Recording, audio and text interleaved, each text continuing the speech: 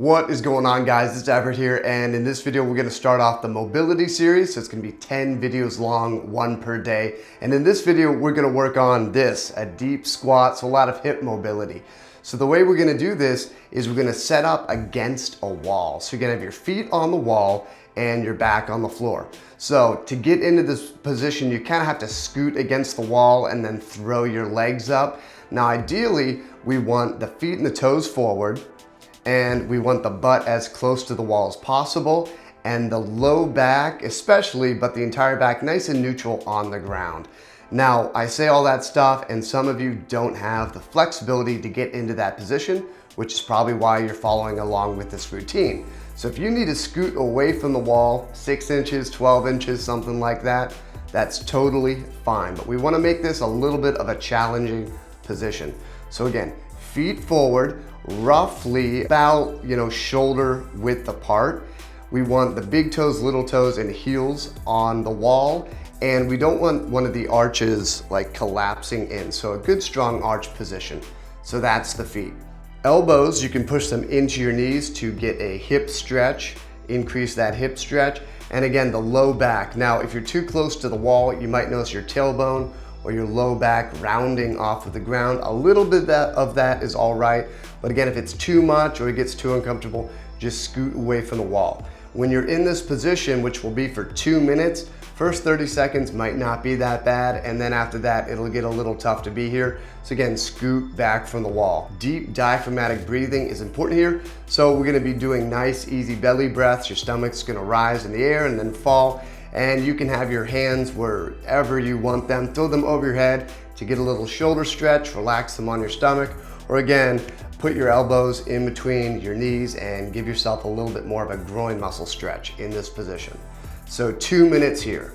After that 2 minutes, we're gonna do some isometrics. So an isometric is a muscle contraction, but with no moving going on. And this is to bridge the gap between becoming more flexible and actually becoming more mobile. So we're gonna contract our muscles, but there's no movement yet. And it's gonna prepare our body to use these new ranges that we just got more flexibility into. So the way this will work is, once again, we'll put our elbows in between our knees and we're gonna push our legs out to right at the end of our flexibility. After that, we're going to push our knees using our leg muscles into our elbows.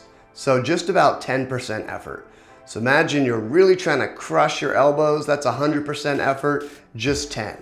So we're gonna hold that 10% effort for a few seconds, and then we're gonna squeeze a little bit more. It's gonna be slightly subjective, but to like 20% effort.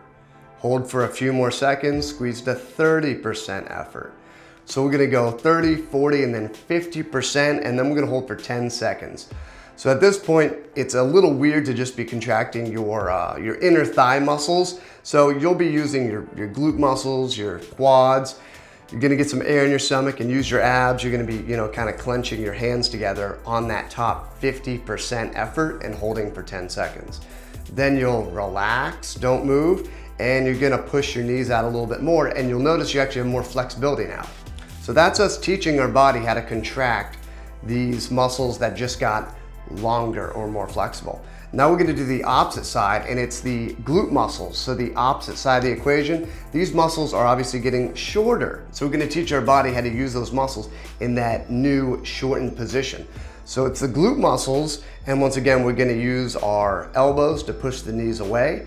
And we're gonna try to actively pull the knees away from the elbows. Again, they're not gonna move. They might move a little bit, but it's not that much. Again, we're gonna contract 10%, all right? Not that much effort. Just kind of find those side hip muscles. Try to get those knees lighter on the elbows. Hold for a few seconds and go 20, 30% effort, 40, 50% effort. Hold that 50% effort for 10 seconds. Exhale, relax. You might be able to push your knees out a little bit more with the elbows. hang out there for another 10, 20 seconds, and then slowly get out of this stretching position. So again, those are isometrics. We use them to bridge the gap between becoming more flexible and getting more passive range of motion, and then preparing the body to actually start doing some moving and using that new range of motion.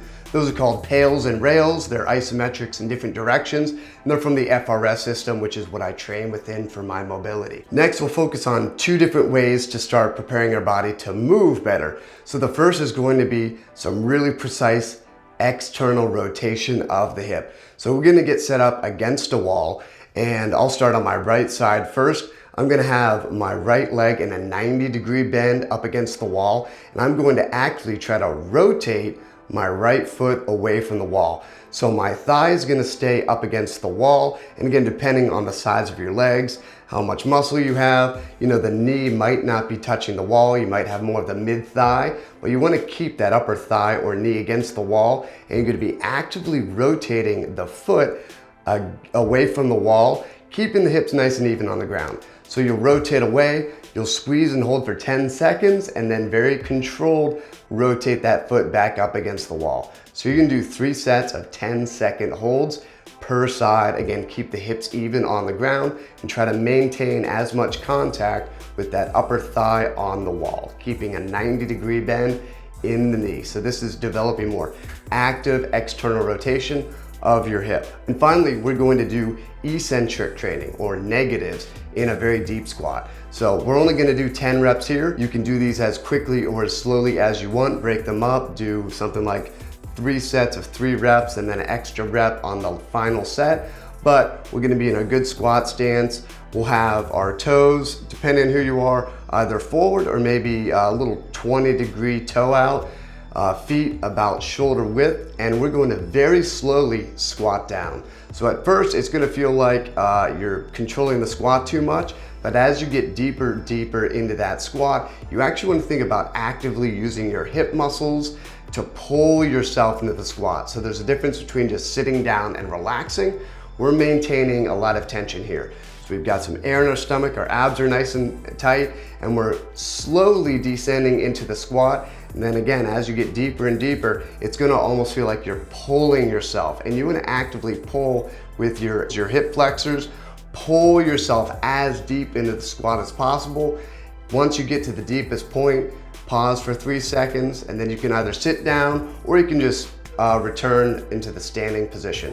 But 10 reps just like that, nice and slow, maybe like a 5-second descent. Squeeze, really try to get as low as you can, maintaining a nice, tall, rigid spine, and then hold for 3 seconds at the bottom. All right, that's it, guys. Mobility routine number 1, day number 1. As always, if you like this series, please subscribe, hit the notification bells so you get all the days. Hit the like button, it's gonna help other people find this series. And if you want more hip mobility training in addition to this, I've got my 16-part video e-course on my website, so check it out. Thanks for watching. See you soon.